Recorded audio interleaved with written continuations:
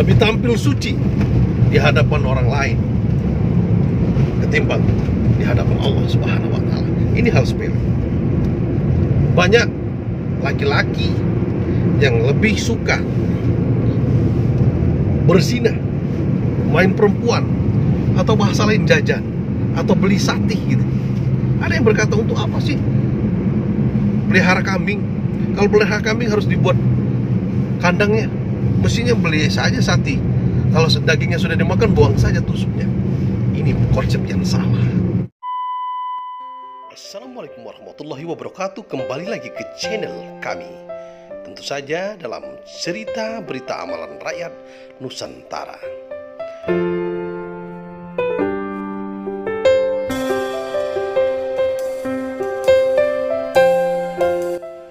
Kami mengulas sebuah berita dari Anda dan untuk Anda. Tentu saja opininya sangat berimbang. Kami membuat sebuah cerita tentang cerita rakyat Nusantara, serta kami merangkum amalan-amalan rakyat Nusantara. Selamat menyaksikan bersama channel kami.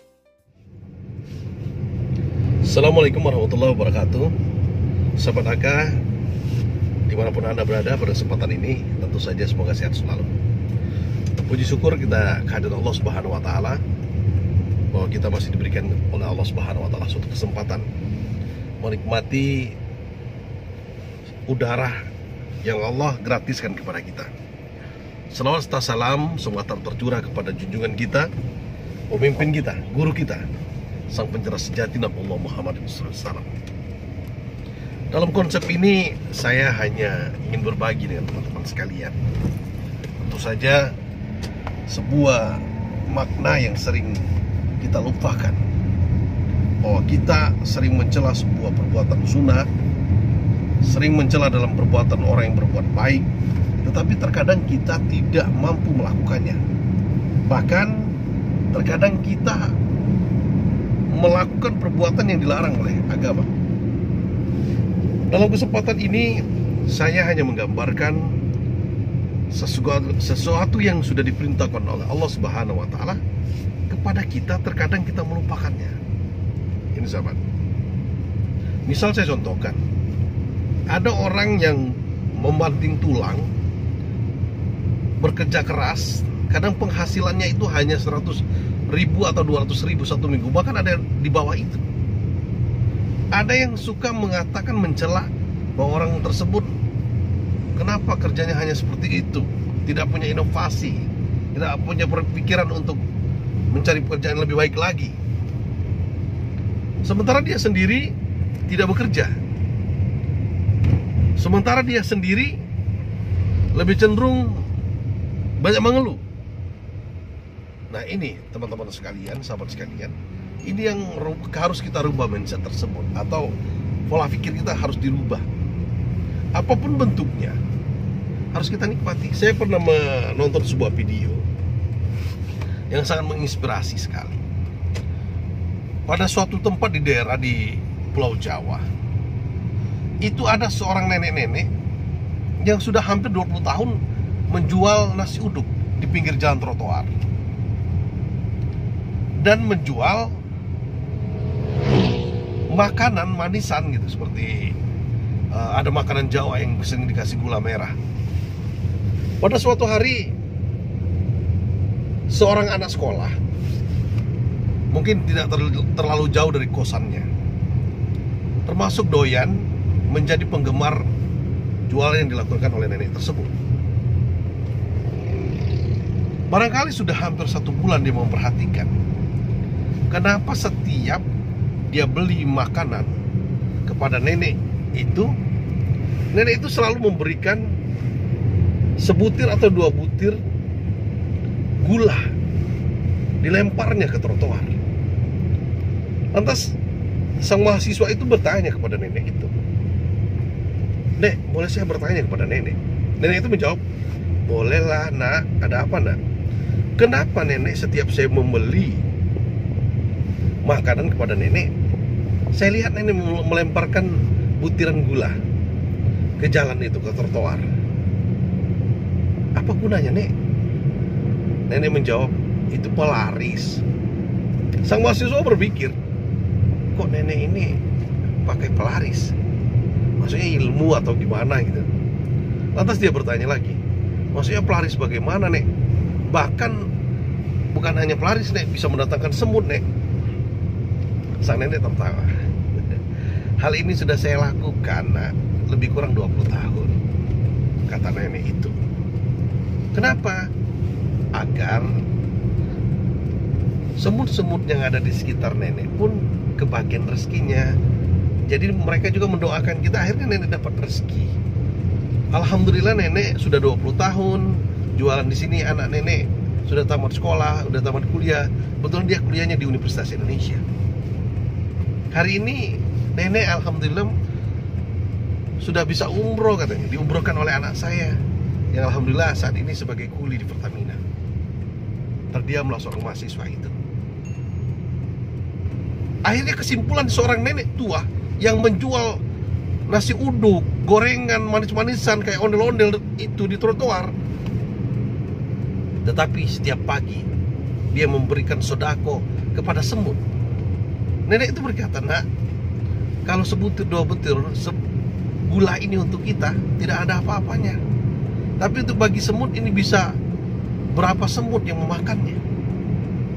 Filosofi tersimpan di sana. Apa yang telah kita perbuat? Apakah kita sudah bersedekah dengan orang di sekitar kita? Apakah kita sudah bersedekah dengan tetangga kita? Apakah kita sudah bersedekah dengan keluarga-keluarga kita yang kurang mampu? Sahabat semua, ini pembelajaran sebuah filosofi seorang nenek-nenek yang berani bersedekah, yang punya keyakinan hewan kecil, semut pun berdoa kepada Allah. Inilah kelebihan bersedekah.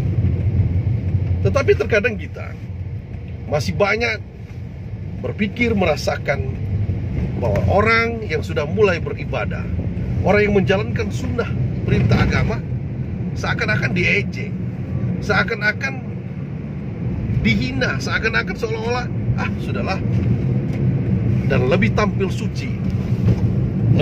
suci di hadapan orang lain ketimbang di hadapan Allah Subhanahu wa Ta'ala. Ini hal sepele. Banyak laki-laki yang lebih suka berzina, main perempuan, atau bahasa lain jajan, atau beli satih gitu. Ada yang berkata, untuk apa sih pelihara kambing? Kalau pelihara kambing harus dibuat kandangnya. Mestinya beli saja sati.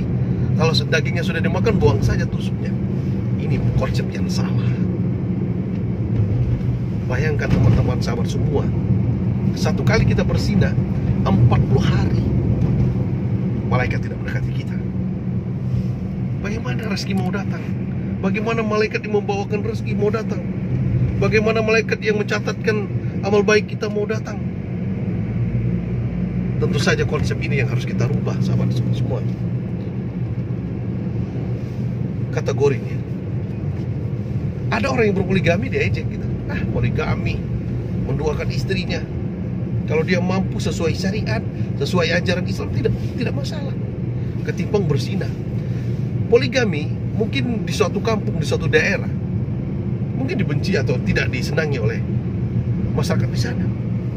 Tetapi ini perintah Allah dong. Di surat An-Nisa ayat 2 dikatakan boleh asal mampu. Tapi berzina adalah dosa yang besar. Pertanyaannya, Anda takut kepada Allah atau kepada manusia? Itu saja. Buat sahabat semua sekalian, apabila Anda belum bisa menjalankan sunnah 100%, tapi janganlah engkau tinggalkan sunnah itu 100%. Manusia tidak ada yang sempurna, tetapi kita tidak boleh melecehkan keimanan seseorang, keyakinan seseorang. Apabila sesuatu amal ibadah yang dilakukan oleh sahabat kita, mereka punya konsep, punya keyakinan, ada dalil, ada anjuran, biarkan mereka. Selagi kita belum bisa, baik kita diam. Saya hanya memberikan kepada sahabat-sahabat semua sebuah harapan semua. Hati-hati, jangan memilih takut kepada manusia, takut kepada sosial, ketimbang kepada Allah Subhanahu wa taala. Allah Subhanahu wa taala janjikan kepada kita ketika kita bersyukur kepada Allah. La in sakartum la azidannakum wa la in kafartum inna azabi lasadid. Dan ingat, bagi kita teman-teman semua yang sudah terlanjur banyak berbuat dosa, tentu saja tetap ada harapan. Karena Allah Subhanahu wa taala sangat menyenangi orang-orang yang bertobat. Sahabat semua, masih ada kesempatan untuk hijrah. Jangan pernah malu kepada manusia, tapi malulah kepada Allah Subhanahu wa taala. Dunia sementara kawan, akhir selamanya. Wallahul muwaffiq ila aqwamit thoriq. Assalamualaikum warahmatullahi wabarakatuh. Baik teman-teman, sahabat AK dimanapun Anda berada, tentu saja jangan lupa dukung kami dengan cara like, subscribe, dan bagikan berita ini agar bermanfaat untuk yang lain, dan aktifkan lonceng notifikasi agar tahu video yang selanjutnya.